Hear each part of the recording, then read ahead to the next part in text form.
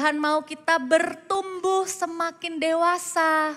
Kalau dikatakan benar Allah yang memberi pertumbuhan. Tapi bukankah dikatakan juga bahwa Paulus menanam, Apolos menyiram, Allah memberi pertumbuhan.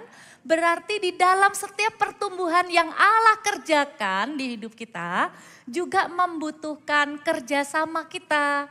Dibutuhkan pilihan-pilihan kita, keputusan-keputusan kita yang membuat kita bertumbuh menjadi dewasa. Apa sih dewasa di hadapan Tuhan itu? Seperti apa sih dewasa rohani? Apakah orang yang berusia dewasa otomatis juga dewasa secara rohani? Ternyata tidak. Apakah anak kecil berarti belum dewasa secara rohani? Belum tentu. Saya banyak melihat anak-anak yang mature dalam imannya, dewasa dalam imannya, walaupun mereka masih kecil. Nanti semoga bisa ada 1-2 kesaksian yang saya bisa bagikan. Kita lihat sama-sama bahwa Tuhan itu mau kita bertumbuh menjadi dewasa, di mana itu berarti kita meninggalkan karakter kanak-kanak. Kalau bahasa Inggris mungkin lebih memudahkan kita, Tuhan mau kita meninggalkan childish character. Tapi mengejar atau apa yang Tuhan inginkan itu menjadi seperti anak kecil, itu bukan childish tapi childlike. Childish dan childlike itu konotasinya berbeda. Kalau childlike seperti anak kecil, seperti Tuhan Yesus katakan, barang siapa menyambut kerajaan surga seperti seorang anak kecil, atau dikatakan lagi di ayat yang lain, barang siapa tidak menjadi seperti seorang dari anak kecil ini, maka ia tidak bisa masuk ke dalam kerajaan surga.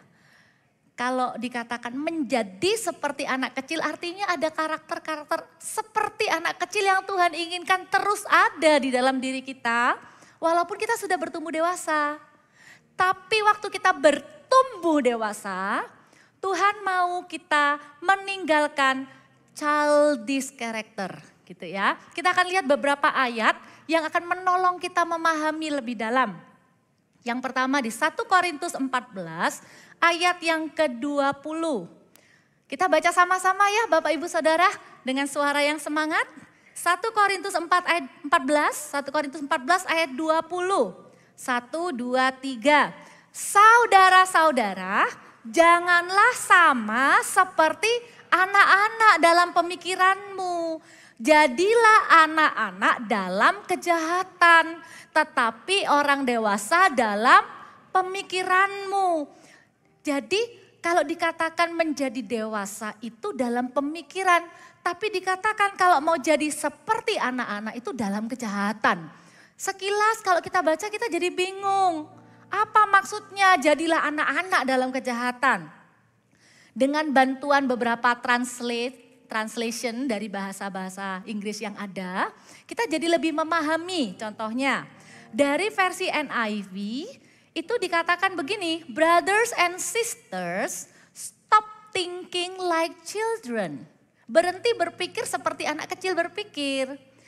Ini ya, jadilah anak-anak dalam kejahatan, itu dalam NIV versionnya katakan, in regard to evil, be infants.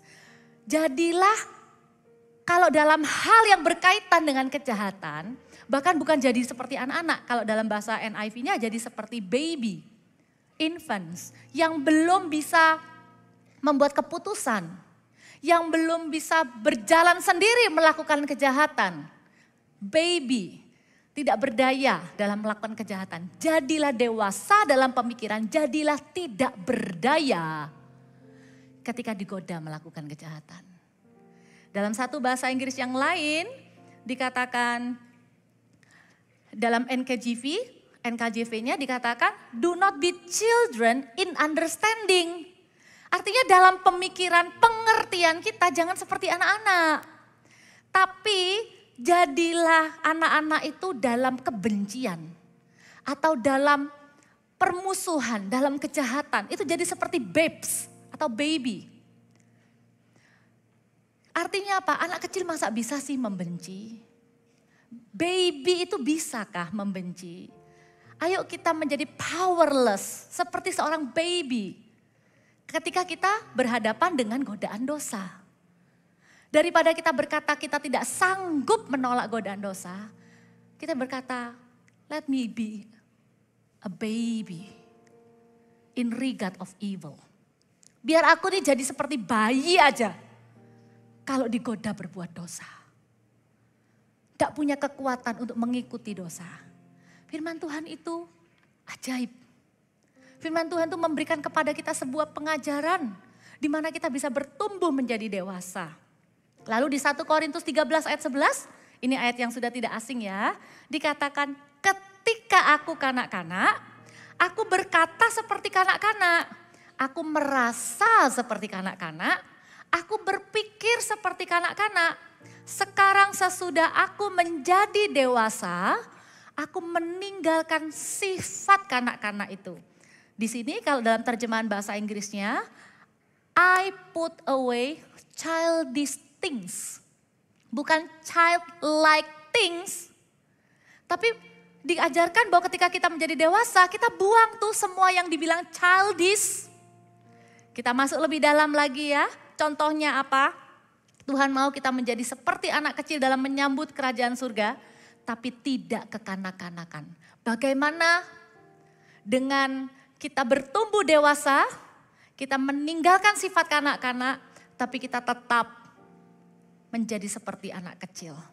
Ketika kita bertumbuh dewasa, poin yang pertama, Tuhan rindu karakter kita dipakai untuk memberkati orang lain. Sederhana ya. Kenapa kok Tuhan itu mau kita berjuang untuk meninggalkan sifat kanak-kanak? Karena sifat itu akan muncul kan dalam karakter kita. Tuhan itu mau pakai karakter kita jadi berkat buat orang lain. Karakter yang kita perlu pertahankan apa? Childlike character paling enggak yang saya bisa sebutkan itu ada 3. Yaitu trust, easy to trust. Mudah untuk percaya, benar kan?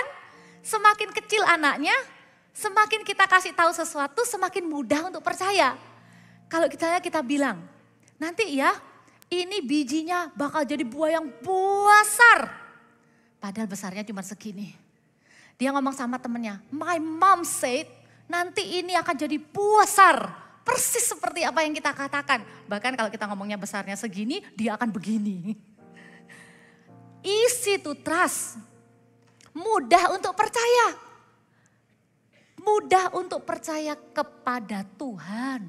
Itu yang Tuhan inginkan. Jangan karena kita sudah tambah pinter, menjadi lebih tidak mudah bagi kita untuk mempercayai Tuhan. Karena sudah banyak pengetahuan, sudah banyak pengalaman.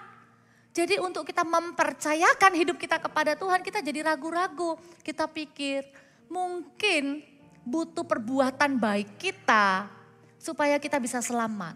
Masa sih cuman iman kepada Yesus aja bisa menyelamatkan? Kita mulai berpikir menjadi orang besar dalam percaya. Artinya apa? Kita tidak berani untuk percaya penuh kepada Tuhan.